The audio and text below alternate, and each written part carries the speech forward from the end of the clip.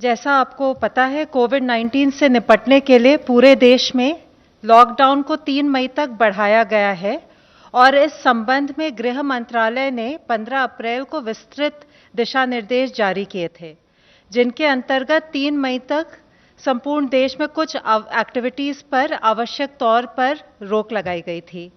साथ ही वो एरियाज़ जो हॉटस्पॉट्स या कंटेनमेंट जोन में नहीं हैं, खासकर ग्रामीण क्षेत्र, वहाँ पर अर्थव्यवस्था की एफिशिएंसी को बढ़ाने के लिए तथा कृषि कार्यों को कार्यात्मक बनाए रखने के लिए 20 अप्रैल तक कुछ अतिरिक्त गतिविधियों की अनुमति दी गई है। इसी श्रृंखला में गृह मंत्रालय ने 21 अप्रैल को अपने पत्र द्वारा सभी राज्य सरकारों को स्पष्ट किया है कि सीनियर सिटीजन्स की बेड साइड अटेंडेंट और केयर गिवर सेवाएं एग्जेम्प्ट सर्विसेज हैं। इसके अलावा पब्लिक यूटिलिटीज़ में प्रीपेड मोबाइल कनेक्शंस की रिचार्ज फैसिलिटी भी एग्जेम्प्ट सेवाओं में शामिल है। ज़रूरी वस्तुओं की उपलब्धता को ध्यान में रखते हुए यह फिर से स्पष्ट किया गया है कि शहरी क्षेत्रों में स्थित खाद्य प्रसंस्करण उद्योग जैसे milk processing units, bread factories, आटा और दाल मिलों को भी छूट प्राप्त है। गृह मंत्रालय ने अपने 21 अप्रैल के आदेश द्वारा बीज और हॉर्टिकल्चर प्रोड्यूस के आयात निर्यात संबंधी सुविधाओं को, कृषि और हॉर्टिकल्चर के क्षेत्र की रिसर्च संस्थाओं को तथा मधुमक्खी उत्पाद एवं शहद संबंधी आवाजाही को छूट दी है। विद्यार्थियों के लिए शैक्षिक किताबों की दुकानों और गर्मी के मौसम को देखते हुए इलेक्ट्रिक फैंस की दुकानों को खोलने की अनुमति भी दी गई है। लाखों भारतीय मर्चेंट शिपिंग वेसल्स पर काम करते हैं। ऐसा देखने में आ रहा है कि भारतीय सी फेयरर्स लॉकडाउन की वजह से जहाज़ों पर स्ट्रैंडेड हैं या जहाज़ों पर ड्यूटी ज्वाइन नहीं कर पा रहे हैं।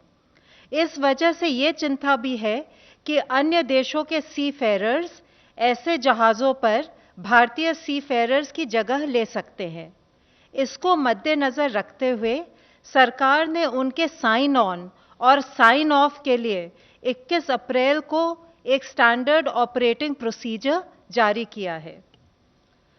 लॉकडाउन के एनफोर्समेंट देश में कुछ घटनाओं को छोड़ अधिकांश स्थानों पर संतोषजनक चल रहा है। आर्थिक गतिविधियों में खासकर ग्रामीण क्षेत्रों में प्रगति हो रही है। अप्रैल के महीने में 22 अप्रैल तक मनरेगा के तहत 1.5 करोड़ से अधिक श्रम दिवस अर्जित हुए हैं। जो क्षेत्र हॉटस्पॉट या कंटेनमेंट जोन में नहीं है, वहां गृह मंत्रालय के निर्देशानुसार राज्य सरकारें औद्योगिक इकाइयों को सुव्यवस्थित तरीके से शुरू करवाने में लगी हुई हैं। कई स्थानों पर food processing units, special economic zones और एक्सपोर्ट ओरिएंटेड यूनिट्स इत्यादि जो पहले से ऑपरेशनल थी, उसमें भी वृद्धि हुई है। सड़क निर्माण, ईंट भट्टों, सीमेंट फैक्ट्रीज आदि से संबंधित कार्य भी शुरू हो गए हैं। कई कार्यों में प्रवासी श्रमिकों को भी रोजगार दिया जा रहा है। औद्योगिक इकाइयों की समस्याओं का फीडबैक लेकर उनको दूर करने के कदम भी उठाए जा रहे हैं। इस संदर्भ में होम सेक्रेटरी ने और सेक्रेटरी डीपीआईटी ने अभी इंडस्ट्री एसोसिएशंस के साथ वीडियो कॉन्फ्रेंसिंग पर मीटिंग की। जो इंडस्ट्रियल एक्टिविटीज़ परमिटेड है, उनको किस प्रकार से सुचारू रूप से चलाएं और आर्थिक गतिविधियों को गतिशील करें, इस पर भी चर्चा की है।